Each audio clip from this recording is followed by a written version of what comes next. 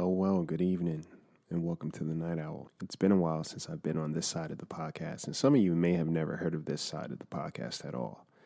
I know you're used to the motivation, the mental health, the encouragement on Mondays. Well, Fridays are dedicated to tucking those things away and doing all things horror, where I offer up original, short horror stories written by me and narrated by me, and sometimes some talented friends of mine. So if you're here, get comfortable. There's always room. I must warn you, though, content may contain adult language and scenarios that may not be suitable for all audience members, so listeners' discretion is always advised. If you like what you're listening to on this podcast, head on over to iTunes. Comment, subscribe, review. A little goes a long way, and it helps to tell people what you love about the podcast, so they can love it too. Now that we got the homework out of the way, it's Friday the 13th, y'all. And there's a ton of superstitions out there. Black cats, walking under ladders, not stepping on cracks, don't break a mirror, and definitely skip the 13th floor in the elevator.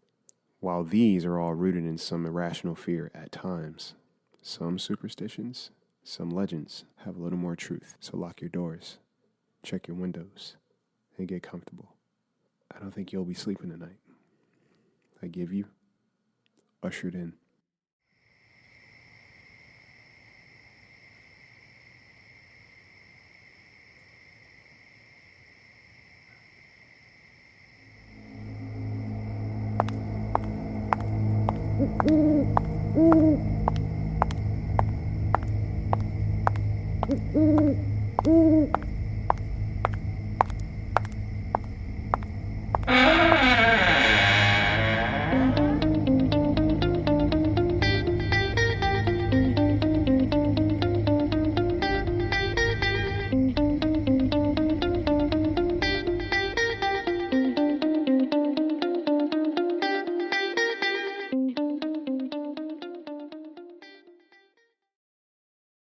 I remember growing up, I was allowed to stay home from school on Friday the 13th. My dad, he was big into superstition and all things otherworldly, the astrology, occult, secret societies.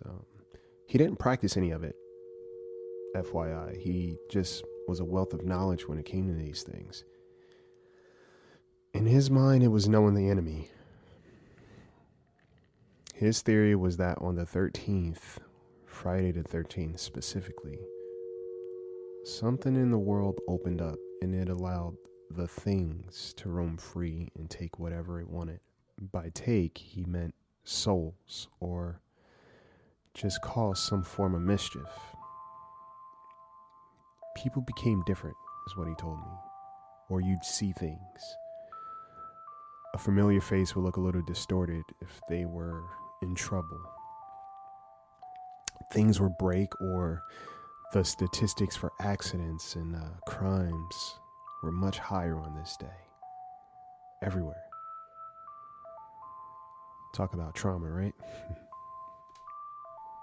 Now, don't get me wrong. My dad, he meant well, but I was fully aware of how it affected him. Something affected him. I'm not sure when it all started, but for as long as I can remember, he was like this. My mom wasn't in the picture, and I don't need to be a detective to correlate the two. He maintained a job, and, to the outside world, he was normal. He was a stand-up guy, But behind closed doors, he was definitely tormented by something. As I got older, I'd sneak out, and my friends and I, we would go check out the haunted places around town or, just hang and watch horror movies to celebrate. It was fun, and nothing crazy ever happened. But I'd be lying if I said I wasn't always looking over my shoulder. I mean, how could I not? I'd always wait until my dad went to sleep before I'd head out. He was a deep sleeper, so I never had to worry about waking him up. Part of me felt bad sneaking out because I'm sure he'd lose his mind out of fear. But I didn't want to become like him. Not like that. I'm not sure if it was all in my head, but things did feel weird. off, if you will. So senior year of high school, my friends and I wanted to take a trip out of town for Friday the 13th and go to this haunted bridge. We planned it all out, and I'd be home before my dad woke up, so it wasn't a big deal.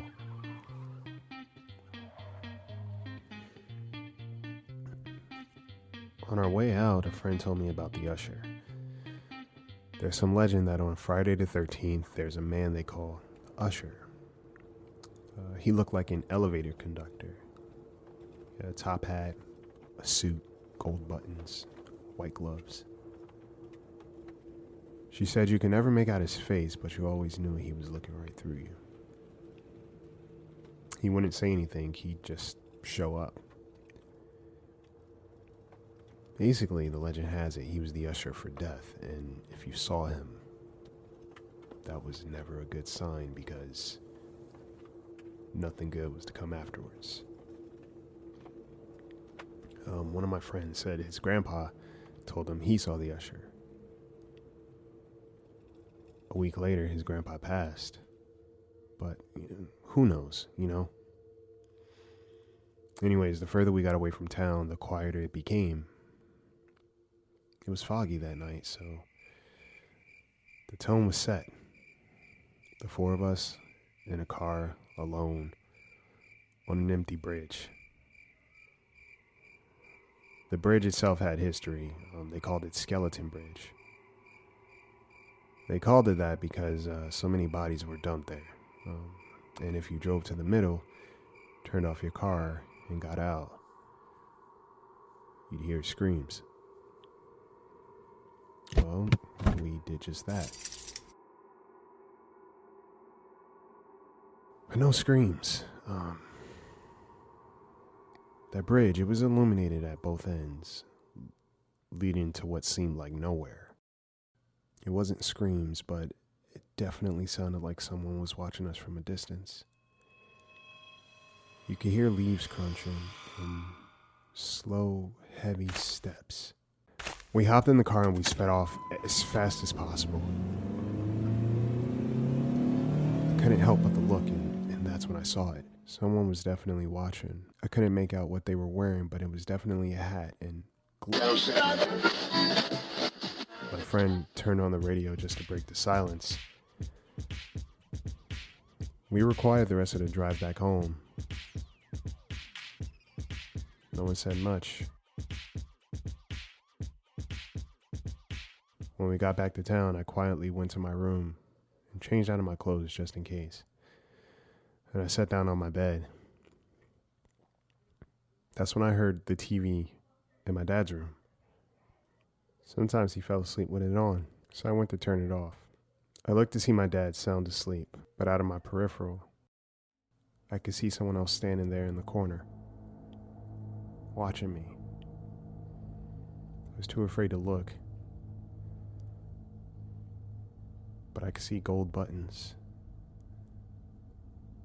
and I could tell that there were white gloves.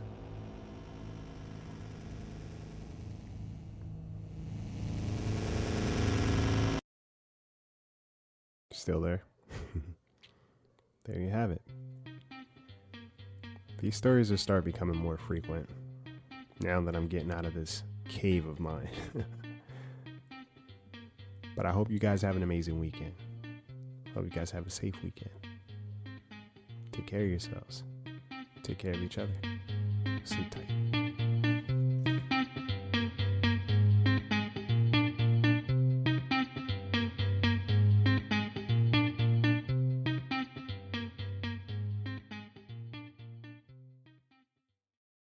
92% of households that join Peloton early in the year are still active a year later. Yeah, if you like cycling to EDM. Not just EDM. Try cycling to Broadway hits, take a scenic hike in Iceland on our treadmill, or row to some 80s jams. Because I have so much free time. Whether you have 30 minutes or just 5, Peloton can fit any schedule. 92% stick with it. So can you. Try Peloton tread, row, or bikes risk-free with a 30-day home trial. New members only. Not available in remote locations. See additional terms at onepeloton.com/home-trial.